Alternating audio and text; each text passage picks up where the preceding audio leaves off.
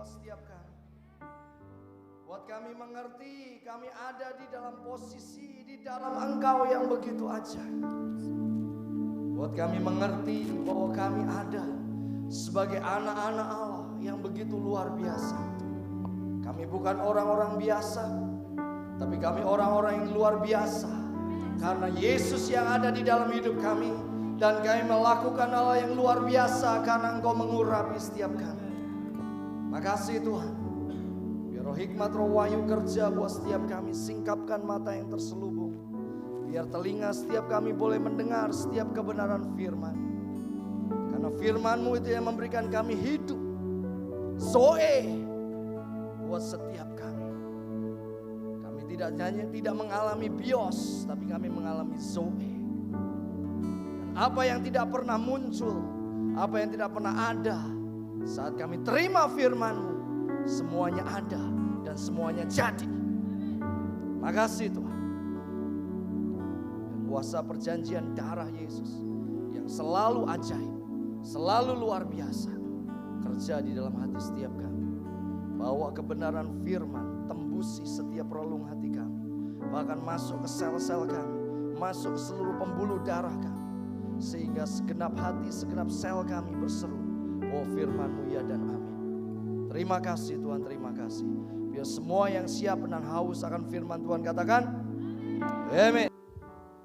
Saudara, saya berdoa setiap saudara menyala di dalam Tuhan. Amin. Ya, kalau orang Ambon katakan menyala, saudara mesti ikuti saya. Menyala. Itu bukan orang menyala, saudara. Menyala. Kurang keras, kalah sama satu orang. Menyala. Kurang keras, ya. The last one. Menyala. Saudara, kita ini mesti menyala di dalam Tuhan. Oh, kadangkala up and down. Itu neraka itu yang bilang. Amin. Tapi kan aku lelah. Percayalah bahwa Alkitab itu tetap ya dan amin. Dan Dan sejujurnya Tuhan tidak pernah destinikan saudara dan saya untuk lelah dan capek. Amin. Saudaraku, saya mau buka dulu deh. Apa yang disampaikan Pak Yus di awal tahun ini. Ya kan? Mari, Mazmur 65 ayat 11. Mazmur 65 ayat 11.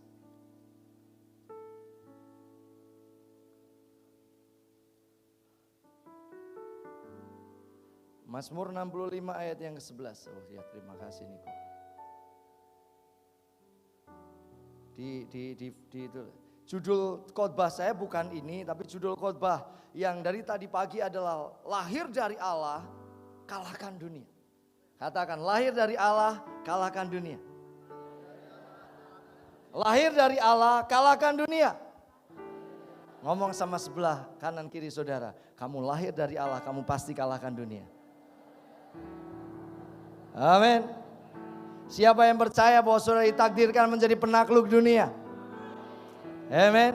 Saudara, siapa yang percaya bahwa saudara ditetapkan oleh Tuhan untuk menjadi penguasa-penguasa di dunia? Amin. Ini yang disampaikan di awal tahun tanggal 1. Engkau memahkotai tahun dengan kebaikanmu. Jejakmu mengeluarkan lemak, itu dari Mazmur 65 ayat 11 atau 12. Kadangkala ada Alkitab yang itunya 11, ada yang 12, makanya saya kasih garis miring kayak gitu.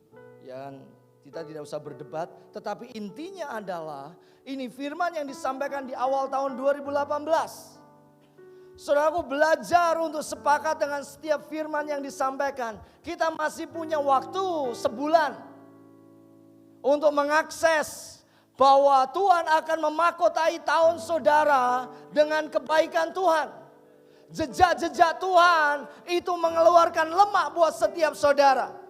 Kalau saudara jalan bersama dengan dia, maka dia berjalan di depan saudara, maka jejak-jejaknya mengeluarkan lemak. Dari firman-firman yang disampaikan inilah kita akan mengalami terobosan. Masih ada 1 bulan sebelum kita menutup tahun ini. Ayo alami. Ayo nikmati berkatnya. Amin. Berapa banyak saudara rindu jejak Tuhan itu masuk di dalam jejak saudara. Dan jejak saudara mengeluarkan lemak. Ini kalau di dalam bahasa Jawanya bagus saudara. Karena saya cari Alkitab yang tadi dibaca sama Ibu Indah tidak ketemu. Nah, saya bacain bahasa Jawa. Saudara nanti, Kak saya juga punya bahasa Batak, nggak apa-apa. Ya, tapi ini bahasa Jawa. Nggak usah ditampilin di atas, bingung nanti.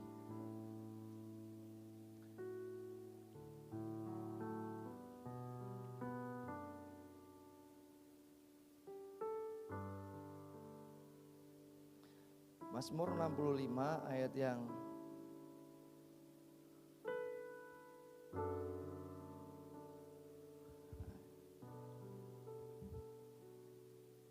Mazmur 65 ayat 11.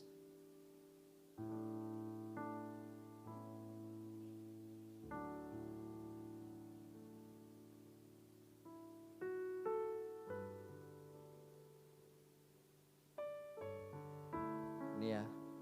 Siti engkang kaambah laku paduka paringi jawah. Jadi tanah yang dijalani oleh Tuhan, jadi Tuhan, ya kan, paduka itu selalu dia bicara tentang Tuhan. Engkau paringi jawah, engkau berikan hujan. Apapun tanah saudara, Kak tahun ini kok sampai bulan ke-11 semuanya kering.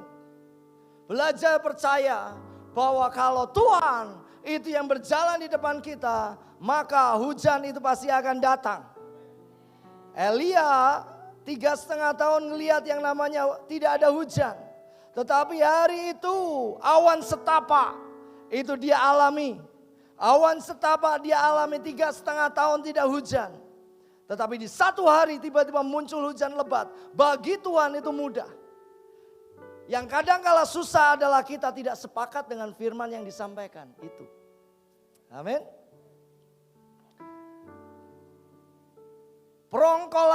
Prongkolani pun Siti wau paduka lep ing toyo. Jadi tanah itu kadang kala prongkolannya? Ada bongkahan-bongkahannya. Bongkahan-bongkahannya itu dipenuhi dengan air. Sehingga apa? Sehingga gembur. Itu yang Tuhan janjikan buat kita. Amin. Ngantos Siti ini pun gembur. Siti itu tanah. Yang namanya Siti, saudara mesti tahu bahwa artinya tanah itu. Sampai tanahnya pun gembur. Tanamani pun paduka berkahi. Apapun yang kita tanam itu pasti diberkati. Itu janji Tuhan buat kita. Buat di tahun ini sebelum kita tutup tahun ini belajar untuk akses bahwa Mazmur 65 ayat 11 atau 12 itu masih berlaku buat kita. 2 minggu yang lalu itu disampaikan oleh Pak Yus awan setapak. Belajar saudaraku, sepakat dengan setiap firman yang disampaikan. Dengan cara apakah? Sederhana, catatlah. Dengan cara apakah? Ulanglah. Dengan cara apa? Ingatlah setiap firman.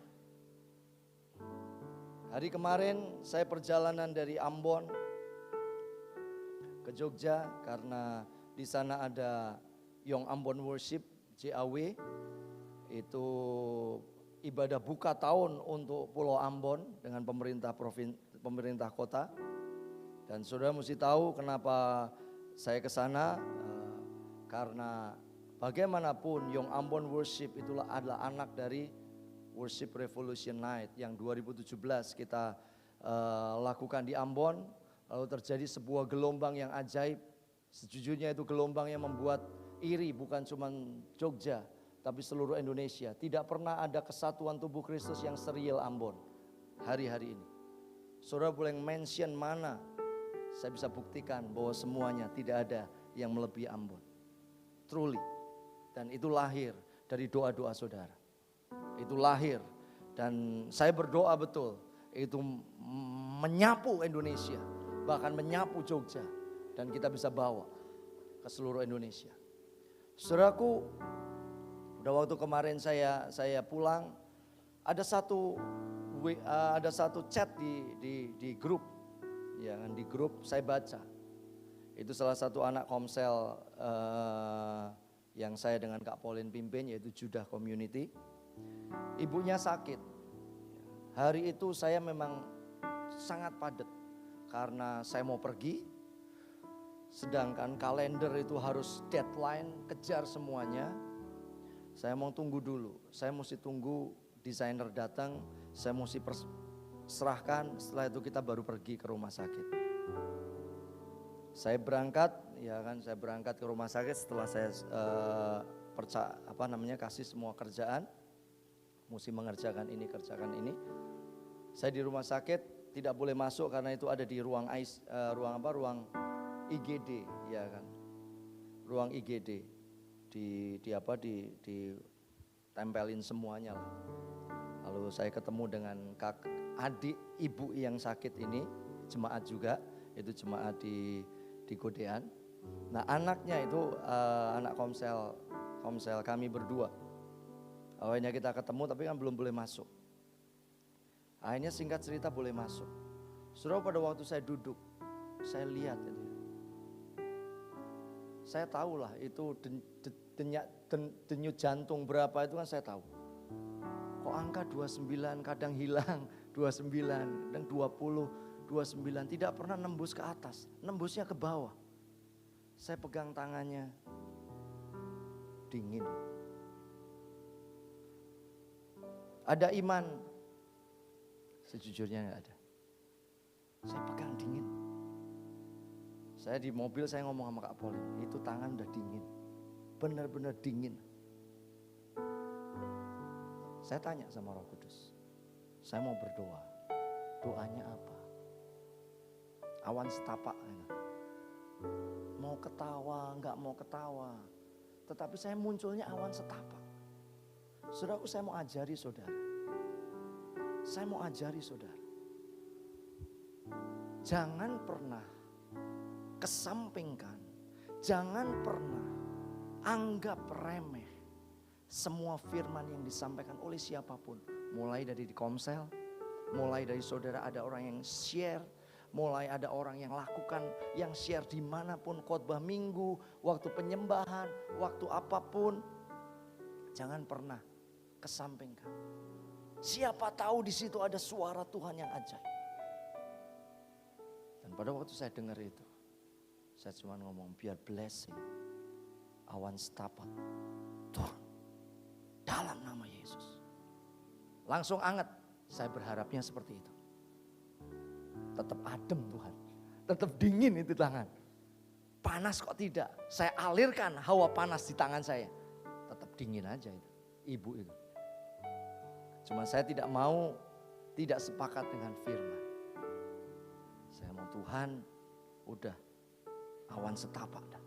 Blessing awan setapak. Karena hari itu Ibu Indah juga sakit, kita mesti cari makan. Lalu mesti ke bank juga. Tiba-tiba Mas Yusa sama istrinya datang. Ngomong, udah kamu jaga dah. Jaga sebentar, doa juga, saya tak pulang, tak ngurus yang lain. Saudara, saya tidak pernah mengharap, tidak pernah punya, ini luar biasa. Tetapi kemarin chatnya bilang, bahwa tiba-tiba ibu itu mengalami kesembuhan, saudara. Itu mengalami kesembuhan. Anda bisa cariin chatnya. Mengalami kesembuhan. Jadi selama 2 minggu itu ada di rumah sakit, tidak ada mengalami kemajuan berarti. Tetapi hari itu dia mengalami kesembuhan yang sangat ajaib. Dari mana? Dari yang mendoakan? Bukan. Dari firman yang Roh Kudus sampaikan. Firman dari mana? Firman dari hari Minggu. Saya mau ajari saudara bahwa ada kuasa yang besar saat saudara sepakat dengan firman. Jadi saudara,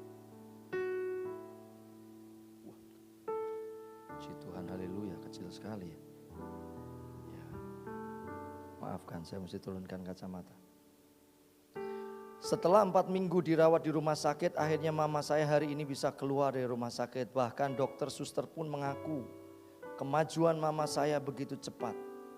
Pada waktu masuk rumah sakit kedua itu sudah kritis di IGD. Dokter bahkan sudah suruh kami sekeluarga berkumpul, untung saya nggak tahu ini. Dan panggil pendeta untuk mendoakan. Mungkin saya dipanggil untuk ini dipanggil pendeta untuk mendoakan melepaskan mama. Jelas saudara. Mungkin saya pendeta pencabut nyawa untuk dia bisa kembali dengan cepat. Lalu saya WA Kak Pauline keadaan mama dan didoakan oleh saya dengan Kak Pauline di IGD. Hanya berselang 1 hari mama saya lalu sadar.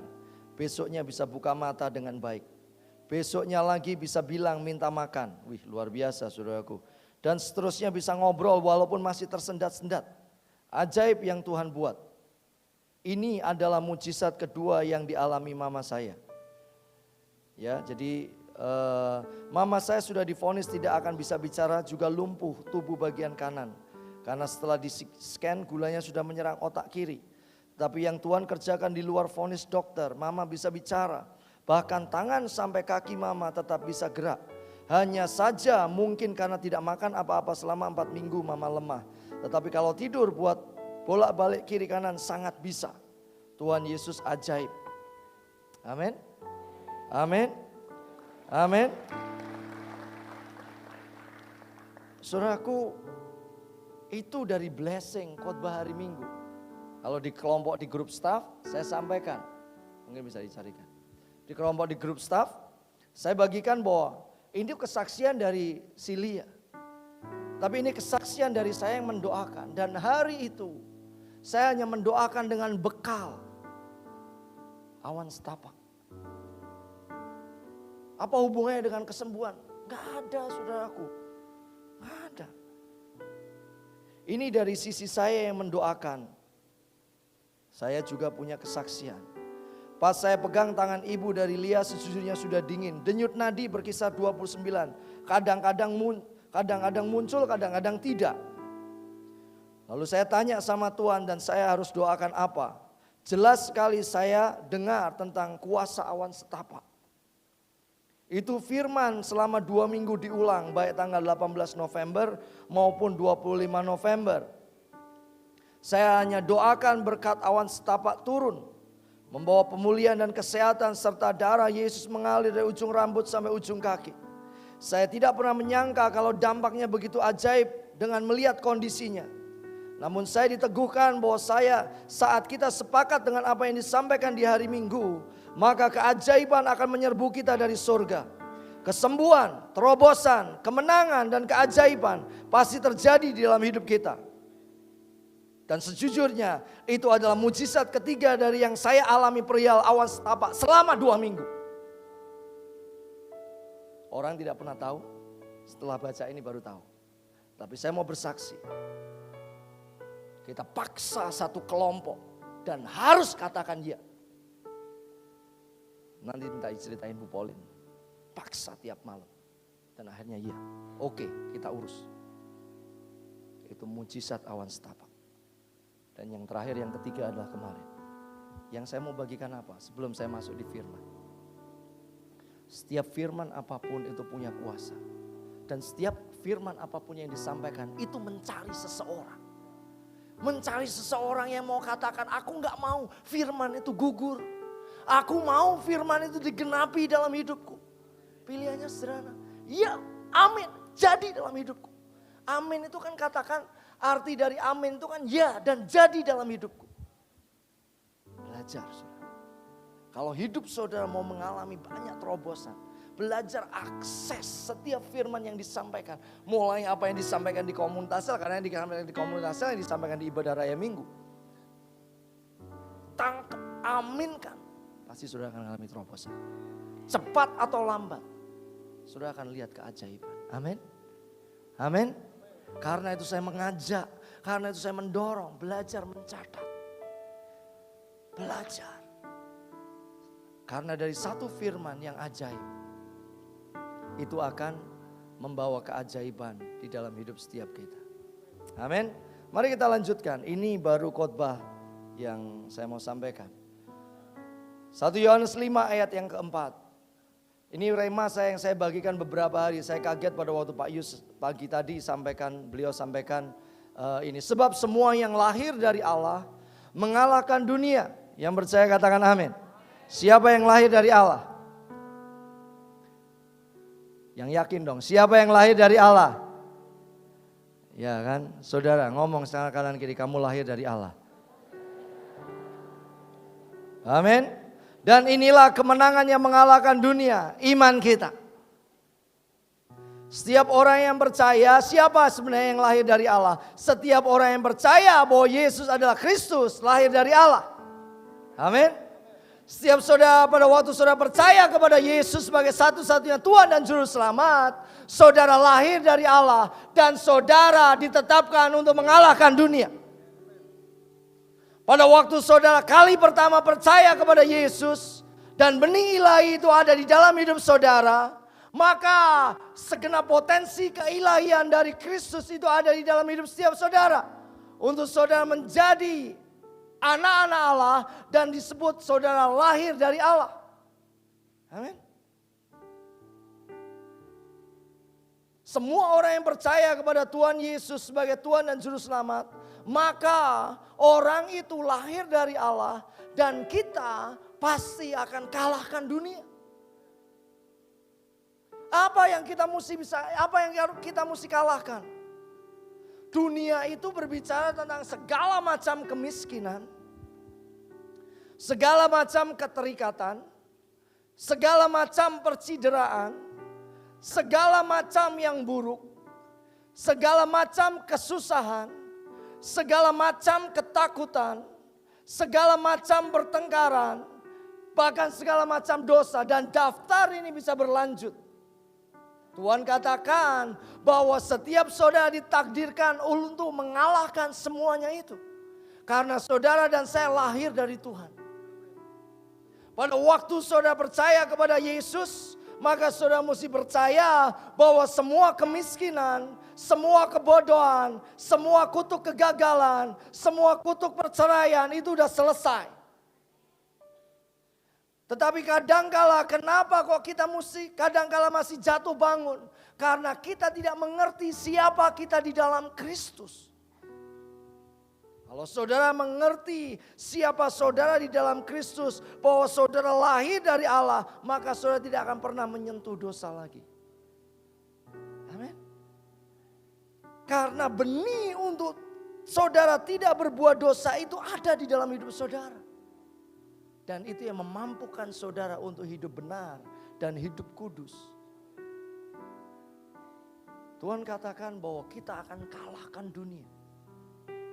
Yang lahir dari Allah itu kalahkan dunia. Dengan apa? Bagaimana caranya kita mengalahkan dunia? Sederhana. Surga itu mesti turun di dalam hidup setiap kita. Makanya doa Tuhan Yesus luar biasa. Doanya apa? Datanglah kerajaanmu, jadilah kehendakmu di mana? Di bumi atau di dalam hidup setiap kita, atau di dalam studi kita, atau di dalam pernikahan kita, atau di dalam pasangan hidup yang nantinya kita nikahi, atau di dalam keuangan kita, atau di dalam masa depan kita, atau di dalam seluruh aspek kehidupan kita. Amin. Kerajaan Allah turun. Kerajaan Allah atau kerajaan surga itu bicara tentang segala macam yang baik.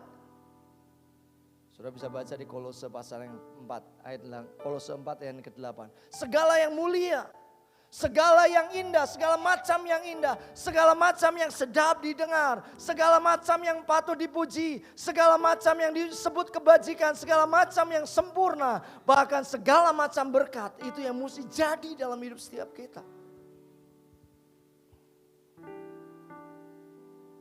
Tuhan katakan bahwa kita ditakdirkan mengalami semuanya itu.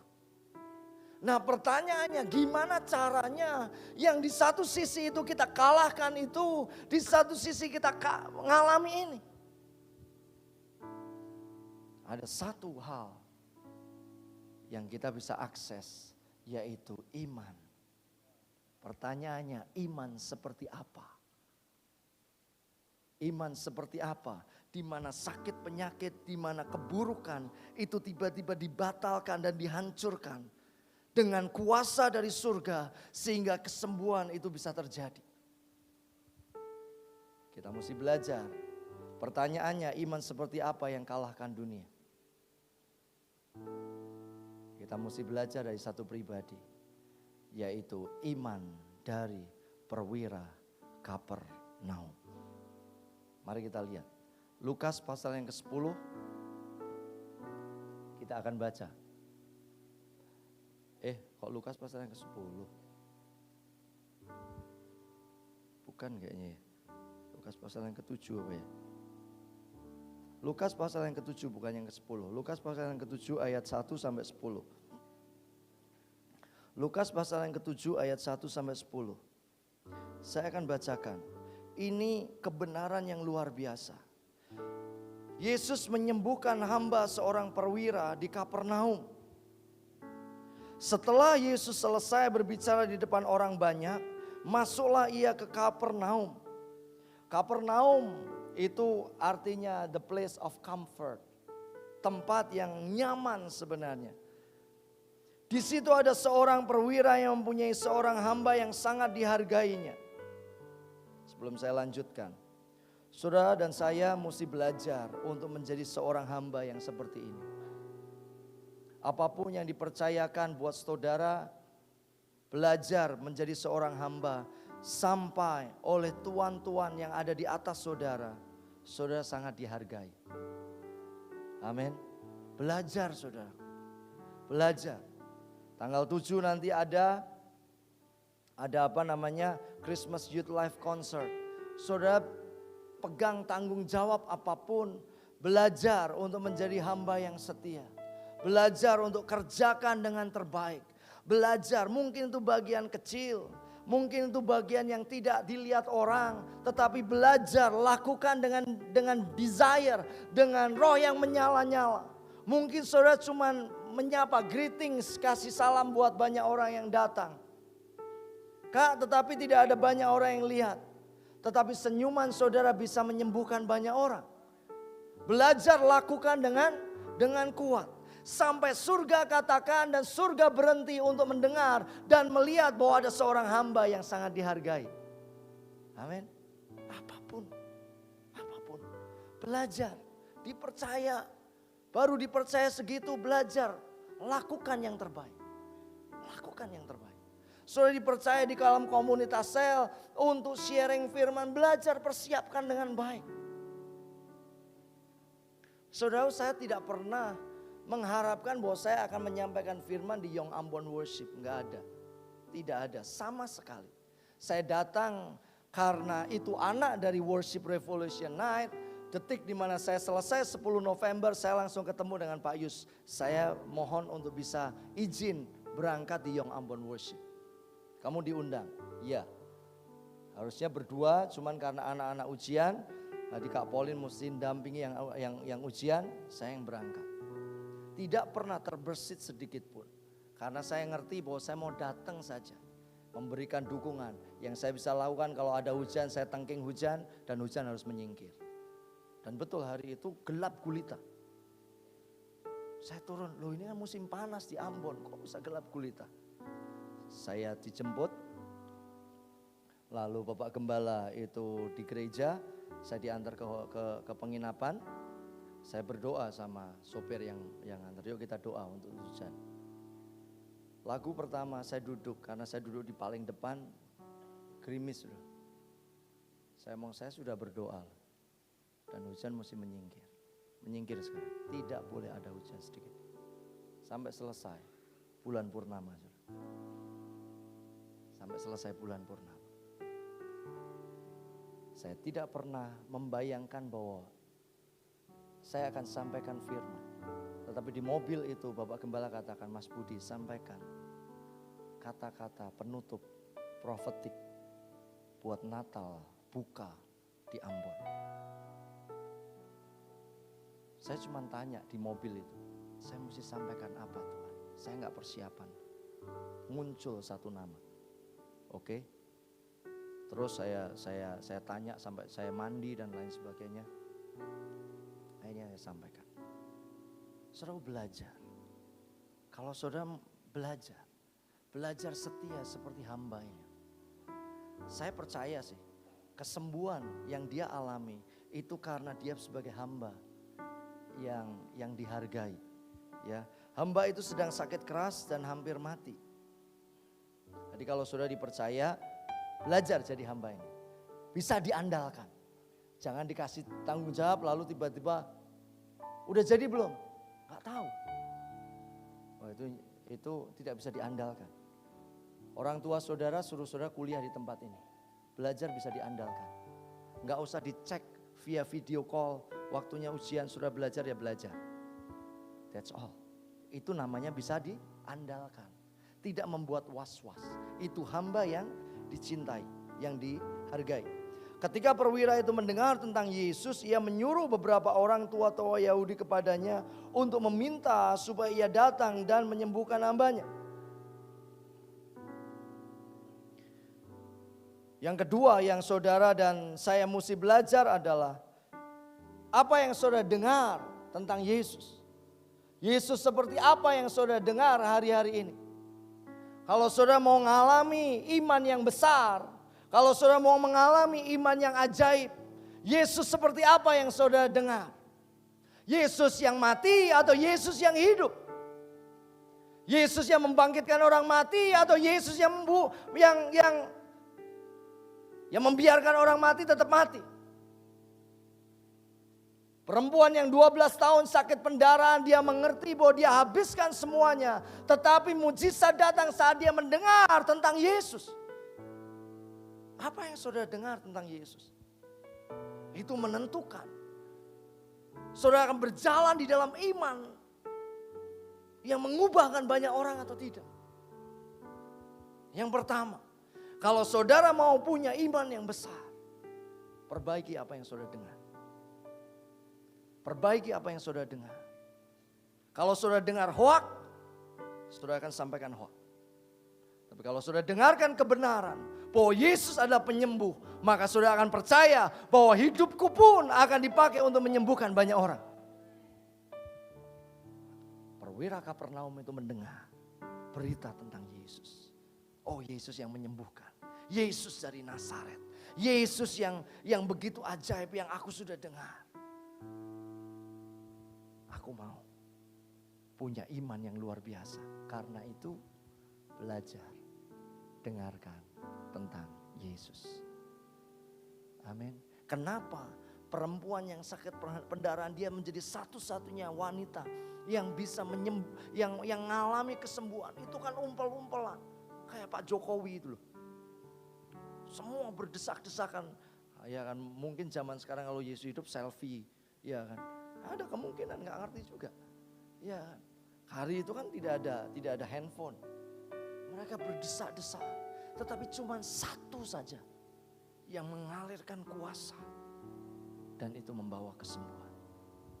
Sama. Kunci yang pertama adalah itu tidak ada di situ yuk. Kunci yang pertama adalah dia mendengarkan tentang Yesus. Saudara punya studi, ngalami stuck. Sepertinya saudara di usia tertentu yang ngalami stuck. Ya kan, kenapa pasangan hidup tidak datang-datang gitu ya. Apa yang saudara dengar tentang Yesus? Ya kan, apa yang saudara dengar tentang Yesus? Saudara sepertinya kok masa depanku kok tidak terlalu bagus. Apa yang saudara dengar tentang Yesus? Saudara mesti dengar tentang Yesus. Saudara mesti berjalan bersama dengan Yesus. Itu yang pertama, amin. Itulah iman dari Kapernaum. Yang kedua, kita akan baca sama-sama, gak usah baca sama saya, akan bacakan aja. Ayat yang keempat, mereka datang kepada Yesus dan dengan sangat mereka meminta pertolongannya, katanya ia layak engkau tolong sebab ia mengasihi bangsa kita dan dialah yang menanggung pembangunan rumah ibadat kami. Lalu Yesus pergi bersama-sama dengan mereka. Ketika ia tidak jauh lagi dari rumah perwira itu menyuruh sahabat-sahabatnya untuk mengatakan kepadanya, Tuhan, janganlah bersusah-susah, sebab aku tidak layak menerima Tuhan di dalam rumahku. Sebab itu aku tidak menganggap diriku layak untuk datang kepadamu. Tetapi katakan saja sepatah kata, maka hambamu itu akan sembuh. Saudara, satu kata yang dari Tuhan itu bisa menyembuhkan saudara dan saya. Makanya belajar untuk do not despise a small word. Jangan anggap remeh setiap kata-kata firman yang kecil, nubuatan yang kecil, lagu yang sepertinya udah lama tetapi kita diingatkan lagi, jangan anggap remeh. Karena di situ ada firman yang luar biasa. Ayat ke-8, sebab aku sendiri seorang bawahan dan di bawahku ada pula prajurit. Jika aku berkata kepada salah seorang prajurit pergi, maka ia pergi. Dan kepada seorang lagi datang, maka ia datang. Ataupun kepada hambaku kerjakanlah ini, maka ia akan mengerjakannya. Yang kedua, tadi yang pertama adalah perwira Kapernaum. Dia mendengar tentang Yesus. Yang kedua adalah, di sini nomor 1 ya Ayub ya. PowerPoint-nya Ayub.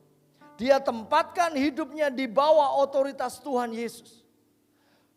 Sebab aku sendiri seorang bawahan. Keluarkan aja semuanya.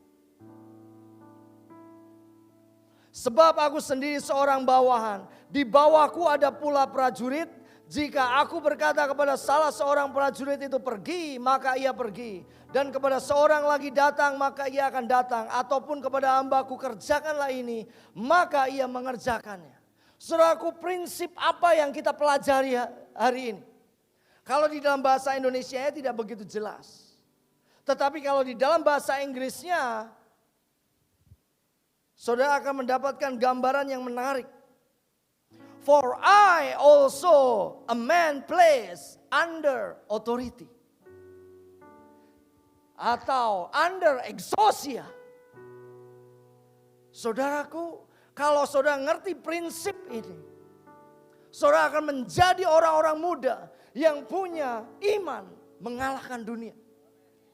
Tentara itu modalnya cuma kayak gini, pergi. Pergi saudara. Gak bisa ngomong, tunggu dulu. Aku belum siap. Gak ada. Siap itu. Cuman siap, itu aja. Untuk pesta para pahlawan, saya rapat. Yang mimpin siapa? TNI? Enggak. Mas Budi pimpin. Itu semua pimpinan-pimpinan. Saya dikasih mic, saya menjelaskan di depan. Pertanyaannya angel-angel lagi. Susah-susah. Jadi di situ saya diam. Diam itu karena 2. 1 deg-degan. Yang kedua sendirian, saudara. Semuanya pakai doreng, saudara. Saya nggak pakai doreng. Ya kan. Tapi di belakang saya ada Tuhan Yesus yang besar. Itu yang membedakan. Nah, saudaraku, saya ngerti. Pada waktu itu dikumpulkan. Tidak ada yang ngomong. Belum siap. Ada satu kelompok yang pengobatan. Beliau tanya, ini obat-obatannya dari mana? Saya juga bingung. Kalau obat-obatannya dari mana? Gak mungkin kan bawa dari Jogja. Bapak, sesuai dengan surat yang saya terima adalah pengobatan, semua alat-alat, semua dokter, semua obat-obatan dari TNI. Ini acara TNI. Mereka cuma ngomong, siap. Itulah TNI. Itulah under authority. Amin. Itulah under authority. Mau di level manapun, siap. Hari itu saya diajak oleh asisten teritorial untuk ketemu yang mau buka di upacara dan di tanggal 10 itu. Kita ketemu dengan Kasdam. Kasdam itu bintang 1. Ya, bintang 1. Ketemu karena Pangdamnya ada acara di Magelang, itu Kasdam bintang 1. Kita ketemu berdua. Saya mau buka. Kenapa kok saya buka? Saya cuma ngomong, Bapak ini acara TNI. Jadi Bapak harus buka. Oh, kalau itu saya mau. Di depan saya ada siapa? Bingung, saudara. Karena kita tidak pernah rencanakan bahwa di depan ada ribuan orang. Dia cuma ngomong kayak gini, saya mau di depan saya pada waktu saya buka harus ada ribuan orang.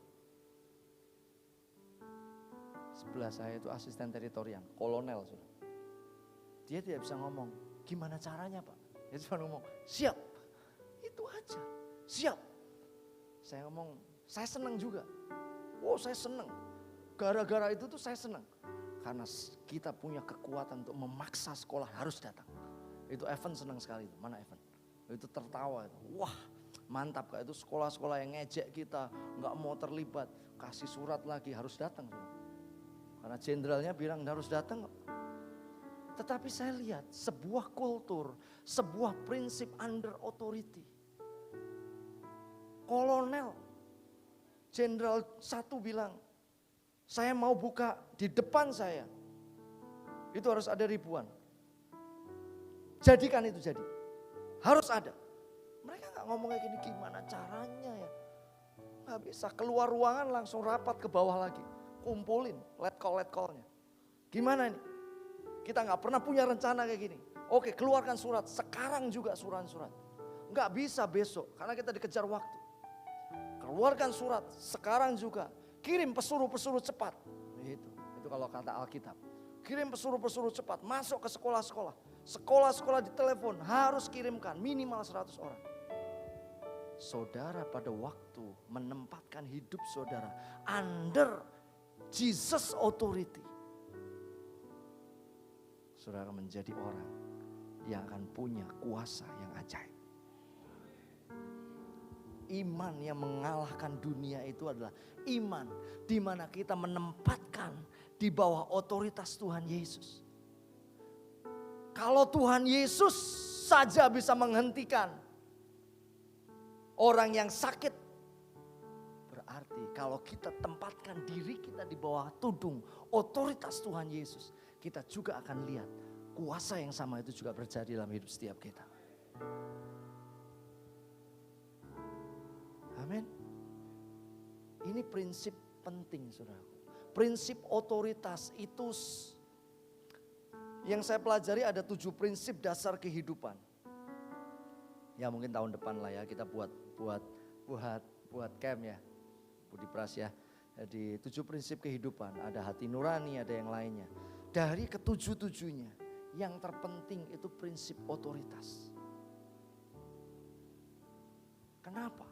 Karena prinsip ini yang membuat kita punya iman yang begitu kuat, yang tidak terkalahkan. Dikatakan begini, jika aku berkata kepada seorang prajurit pergi, maka ia pergi. Pergi sana. Dan kepada seorang lagi datang, maka ia datang. Nah, kemarin saya pergi ke Ambon. Ya itulah pengaturan Tuhan. Saya naik pesawat, saya dari Jakarta. Ya, itu di Ultimate itu bagus banget lah. Saya mau, keren ya. Nggak sempat foto saudara karena saya buru-buru. Waktu saya mendekati tempat duduk, ketemu asisten teritorial. Mas Budi, ngapain? Mau kemana? Saya mau ke Ambon, mau ngapain? Oh ada perayaan Natal di sana. Oh dia tunjukkan, Mas Budi saya siapkan ini buat tanggal 10 November kemarin. Plakat, bagus banget. Dia cuma ngomong sama bawahannya, siapkan ini. Sore cari Mas Budi. Saya dicari, saya ditelepon. Saya mau Pak nggak bisa, ya nggak bisa. Besok pagi saja. Besok paginya dia harus ketemu. Dan dia ketemu. Itulah prinsip otoritas. Kalau kita ngerti itu, apa yang Tuhan katakan, yang sepatah kata, dan kita katakan amin jadi, ya jadi loh dalam hidup kita. Kenapa? Karena otoritas Tuhan lebih tinggi. Ya kan? Tidak perlu marah pada waktu dia katakan, oh ya kamu akan, firman-Nya katakan bahwa aku akan memberikan masa depan yang penuh harapan buat kamu. Dan kita katakan ya jadi itu dalam hidup. Itu pasti jadi. Termasuk di dalamnya kita akan menikah usia berapa dan lain sebagainya. Ya, biarlah itu kehendak Tuhan. kita mesti belajar menempatkan hidup di bawah otoritas Tuhan Yesus. Bukan Tuhan Yesus di bawah kehendak kita. Kita akan tidak punya kuasa apapun kalau kita tidak menempatkan otoritas Tuhan di atas kita. Perwira Kapernaum ini berjalan di dalam otoritas yang tanpa batas. Dia mau ngomong aja deh. Aku ngerti kok. Aku ngerti sebagai prajurit. Aku ngomong sama bawahan jadi. Kamu ngomong Tuhan. Di pojok sana. Di sini pun hambaku akan sembuh. Itulah kuasa yang ajaib. Itulah kuasa yang luar biasa. Prinsip otoritas adalah salah satu prinsip terpenting di dalam kekristenan. Belajar tangkap sepatah kata, bisa dari lagu, bisa dari doa penutup, bisa dari khotbah, bisa dari deklarasi ataupun dari apapun. Belajar sepakat dengan sepatah kata, maka semua masalah yang saudara hadapi pasti akan bablas. Apapun saudara. Pada waktu saudara menempatkan diri saudara di bawah tudung Tuhan. Saudara percaya bahwa ada otoritas yang lebih tinggi dari dunia. Dunia ngomong bahwa kemiskinan itu menjadi bagian kita. Tetapi Tuhan katakan bahwa aku sudah tanggung kemiskinanmu sehingga engkau menjadi diberkati. Mana yang sudah pilih? Tapi kok aku belum mengalami blessing yang begitu rupa. Jangan pernah marah dengan itu. Kalau kita ada di bawah tangan Tuhan, kalau kita ada di bawah otoritas Tuhan, kita mesti percaya juga bahwa Dia juga punya waktu. Kita mesti percaya juga bahwa Dia punya yang terbaik. Kapan penggenapannya? Hari itu Yusuf, dia pikir bahwa dia sudah selesai dengan prosesnya. Tetapi pada waktu dia komplain, pada waktu dia marah, dia katakan harusnya aku tidak mengalami yang seperti ini. Detik yang sama diperpanjang 2 tahun. Kehendak Tuhan atau kerinduan Tuhan adalah memberikan pasangan hidup buat kita yang terbaik. Tetapi kehendak Tuhan, Dia punya waktu. Otoritas Tuhan bisa menjadikan hari ini pasangan hidup itu ada di sebelah kita. Atau bisa 3 tahun atau bisa 5 tahun. Itu kehendak Tuhan yang terbaik. Pada waktu kita marah dengan apa yang Dia rindukan. Itu berarti kita pengen melebihi otoritasnya Tuhan. Kita pengen jadi Tuhan tapi kita gak becus gitu aja. Jangan pernah melangkahi apa yang sebenarnya kita gak bisa.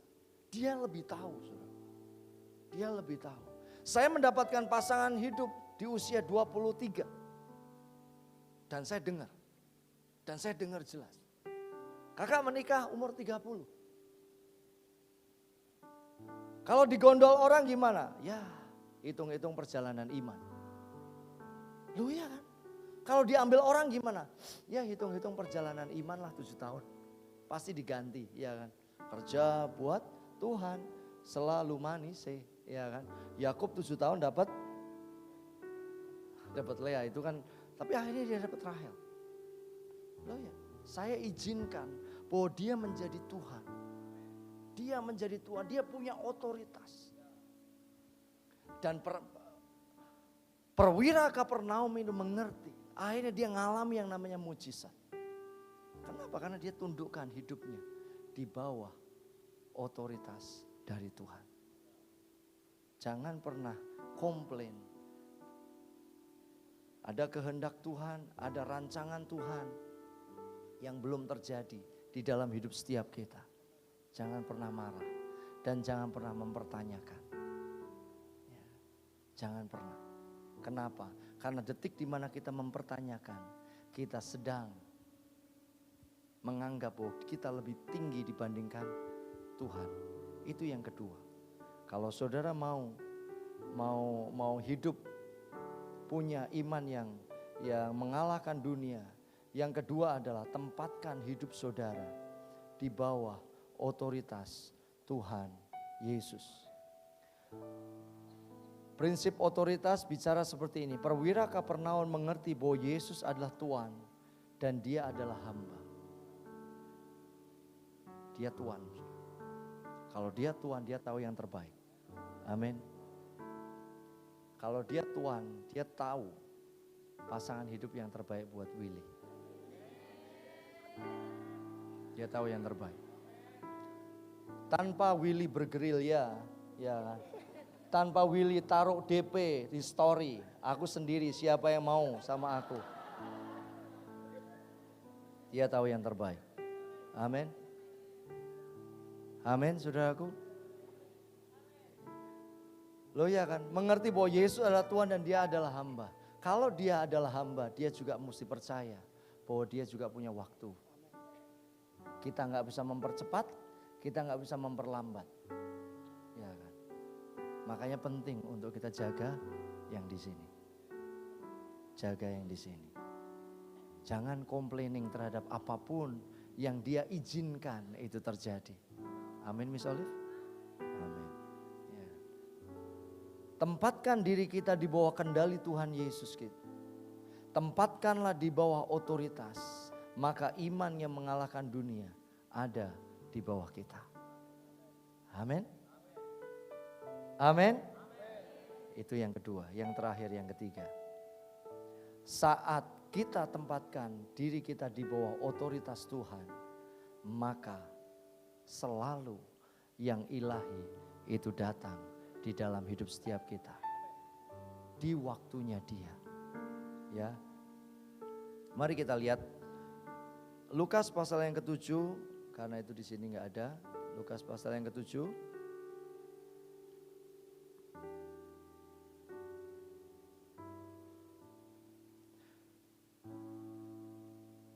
Ayat yang ke-9 saya akan bacakan. Setelah Yesus mendengar perkataan itu, ia heran akan dia dan sambil berpaling kepada orang banyak yang mengikuti dia, ia berkata, "Aku berkata kepadamu, iman sebesar ini tidak pernah aku jumpai sekalipun di antara orang Israel." Dan setelah orang-orang itu disuruhnya kembali ke rumah, didapatinya hamba itu telah sehat kembali. Di jam yang sama, di waktu yang sama, dia percaya bahwa dia katakan, aku ini hamba dan engkau Tuhan, lakukan dengan cara yang ajaib. Saat kita tempatkan di bawah otoritas Tuhan yang kuat, maka yang ilahi itu pasti datang. Amin. Pasti akan datang di waktunya Dia. Mari kita lihat ayat yang terakhir buat kita semua. 1 Yohanes pasal yang ke-5.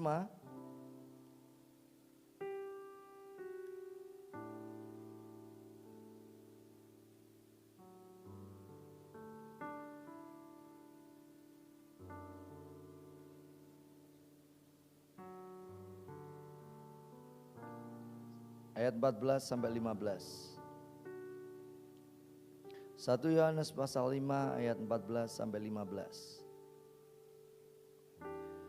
Dan inilah keberanian percaya kita kepadanya, yaitu bahwa Ia mengabulkan doa kita.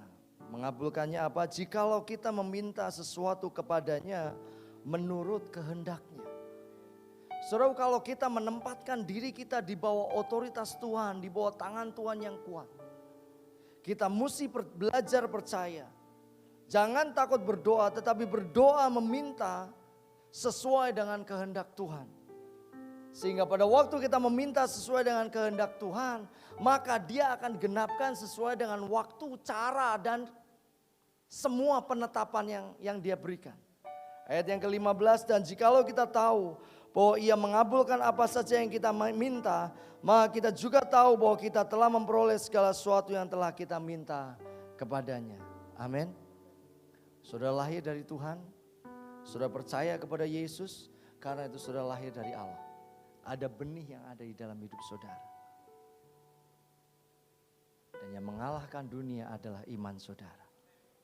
Amin. Iman yang seperti apa? Iman yang seperti perwira Kapernaum. Taruh hidup saudara di bawah otoritas Tuhan yang kuat. Maka pada waktu Tuhan ngomong A, itu akan terjadi. Dia ngomong B, itu akan terjadi. Pada waktu dia ngomong C, itu akan terjadi. Pada waktu ngomong D, itu akan terjadi. Kenapa kok tidak terjadi? Karena kita ngeyel. Amin. Saya akan closing dengan ini. Detik di mana kita ngerti pada waktu acara 10 November, kita pertemuan dengan para pemimpin. ada Kak Budi Pras, ada beberapa pemimpin, kita cuma dikasih segebok proposal. Ini pertemuan pertama dan terakhir, silahkan bergerak. Saya lihat proposal, Ambon di pertama, karena huruf A. Yogyakarta di huruf Y, terakhir. Saya ngomong kok lucu ya, tapi tiba-tiba Roh Kudus bilang, kamu gak bisa sendiri. Aku akan muncul sebagai yang awal dan yang akhir. Itu saya mau amin dah. Amin. Saya naik pesawat kali pertama mendampingi Pak Yus. Saya mau naik pesawat, itu di tangga pesawat. Ada suara di telinga saya. Jangan lupa, aku Alfa dan Omega. Karena saya lupa. Saya mau oke lah, saya tunduk di bawah otoritasmu. Engkau Alfa dan Omega. Sejauh ini engkau lakukan keajaiban. Sejauh ini engkau lakukan terobosan. Sejauh ini engkau lakukan mujizat. Sejauh ini engkau tidak pernah mengecewakan. Aku cuma sepakat. Saya mau kesaksian. Semua jalan clear. Semua jalan clear. Bahkan kemarin saya waktu terima plakat itu, saya ngomong, ini bonus yang dari surga. Bukan karena seorang manusia, tetapi karena Dia. Tuhan butuh orang-orang yang mau tunduk di bawah otoritasnya. Seperti perwira Kapernaum. Detik di mana sudah tunduk, sudah merasa lebih rendah dibandingkan sang firman, maka tiba-tiba semua firman yang Dia sampaikan jadi dalam hidup saudara. Jadi dalam hidup saudara. Mulai dari keuangan, mulai dari urusan pasangan hidup, mulai dari urusan apapun, itu akan jadi dalam hidup saudara. Amin. Mari datang sama Tuhan. Mari kita bangkit berdiri buat para pelayan perjamuan. Saya ajak maju ke depan. You came from heaven.